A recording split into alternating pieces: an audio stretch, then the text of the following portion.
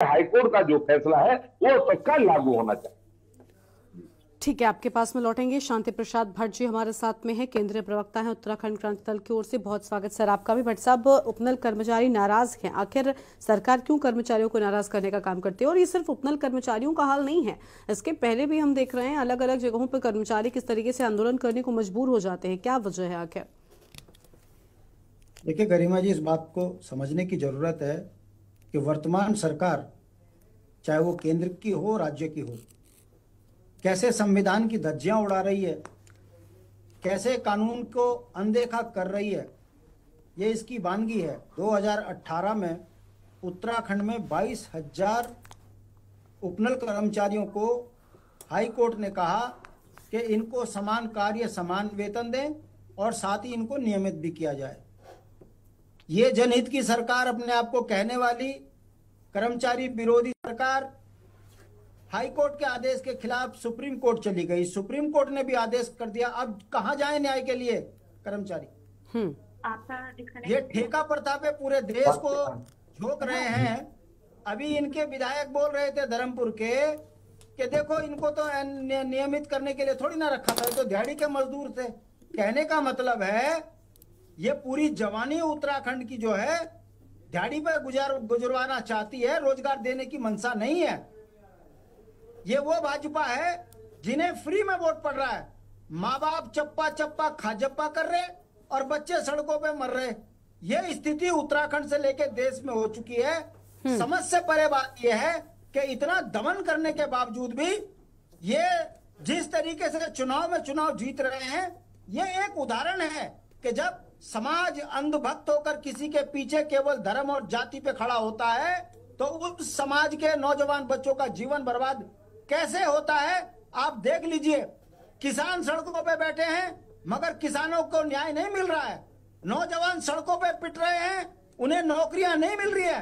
अग्निवीर के लिए पिथौरागढ़ में अगर इकट्ठे होते हैं बच्चे तो उनको पुलिस की लाठी मिलती है, वो कुचले जाते हैं, मगर सत्ता को कोई फर्क नहीं होता।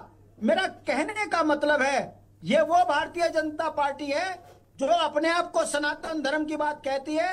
सबसे ज्यादा बेरोजगार अगर कोई है तो सनातन धर्म के बच्चों को बर्बाद किया जा रहा है। और इससे बड़ा दुस्साहस और क्या हो सकता है?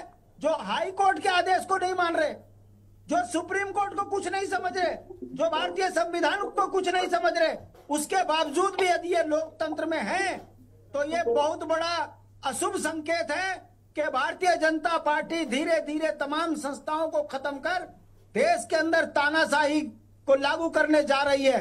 ये 22,000 उपनल कर्मचारी वो हैं जो पहाड़ के दूरस्थ क्षेत्रों में नौकरियां कर रहे हैं। एक तरफ सरकार कहती है हम नौजवान बच्चों के भविष्य का ख्याल रखते हैं, दूसरी तरफ सुप्रीम कोर्ट के आदेशों की अवहेलना करते हैं। अरे आप नियमित नहीं कर रहे हो, कम से कम समान कार्य समान वेतन तो दो।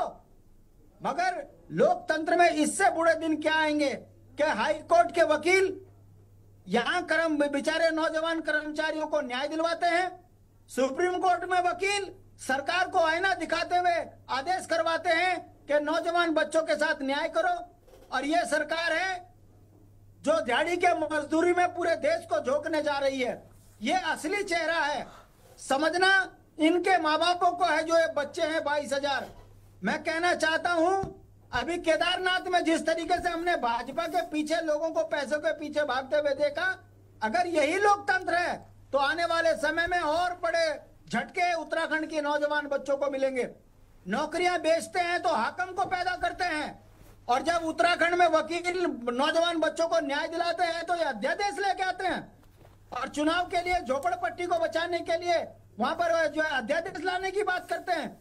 ये भाजपा किस और उत्तराखंड को लेके जा रही है, ये सवाल यक्ष प्रश्न बना हुआ है। मगर दुख के साथ मुझे गरिमा जी कहना पड़ रहा है कि उत्तराखंड का इतना बुरा हाल पिछले 24 सालों में नहीं हुआ जितना भारतीय जनता पार्टी के शासन काल में हुआ है।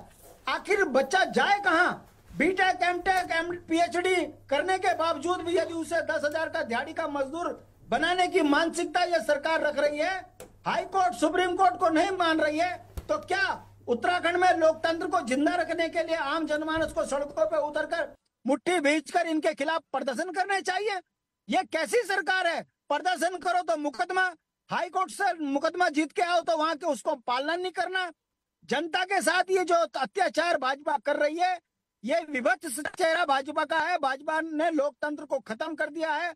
जो न्याय को नहीं मानती, जो कानून को नहीं मानती, ऐसी सरकार यदि बनी हुई है और उसके पीछे उत्तराखंड के जो बच्चों के माँ बाप अगर भाजपा का झंडा उठाकर चप्पा चप्पा खाचप्पा कर रहे हैं, तो ये लोकतंत्र नहीं है।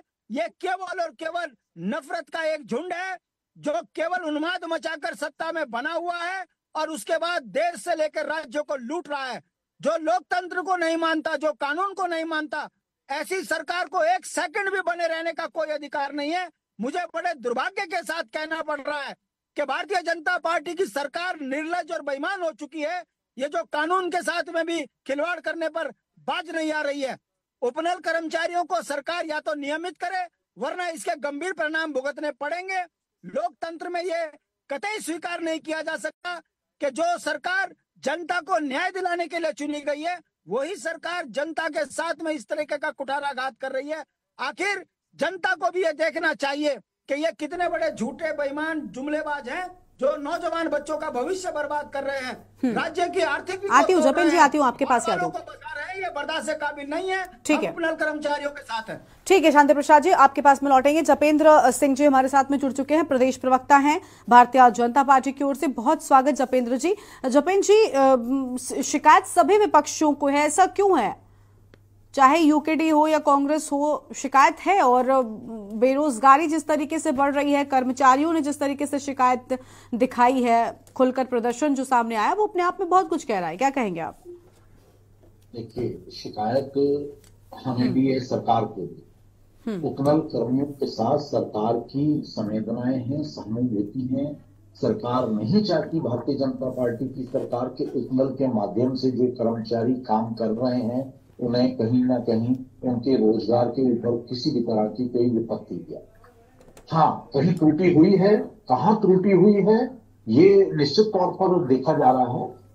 उन्हें सम्मान वेतन मिलना, उनके नियमितीकरण की मांग को निश्चित तौर पर पहले स्वीकार किया गया। उन्हें आगे बढ़ाना, हमारे प्रदेश के निवासी हैं, हमारे प्रदेश के कर्मी हैं और प्रदेश के सभी विभागों में उपनल कर्मियों की जो महत्वपूर्ण स्थिति है उससे नकारा नहीं जा सकता। लेकिन अधिकारी लेवल पे कहां से ये त्रुटि हुई, कैसे ये मामला इस तरह से इतना बड़ा हुआ, ये अपने आप में एक जांच का विषय है और इस पर जांच बैठा दी गई है। और ये बिल्कुल आप ये मान के चलिए कि जो इसे राजनीतिक रंग देने का प्रयास किया जा रहा है, इसमें विपक्ष को निश्चित तौर पर विफलता मिलनी है।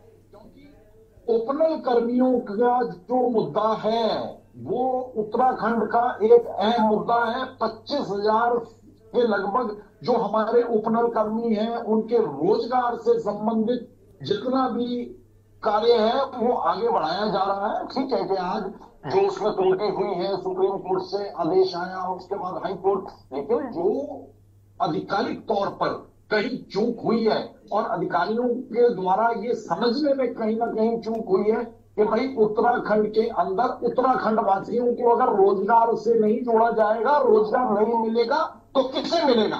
उत्तराखंड के अंदर उत्तराखंड को रोजगार चाहिए, उत्तराखंड के लोगों को रोजगार देना है। उत्तराखंड के लोगों के सुरक्षित भविष्य के लिए उनके रोजगार और उनके मामले को बढ़ाने की दृष्टि से निश्चित तौर पर भारतीय जनता पार्टी की सरकार साथ खड़ी हुई है।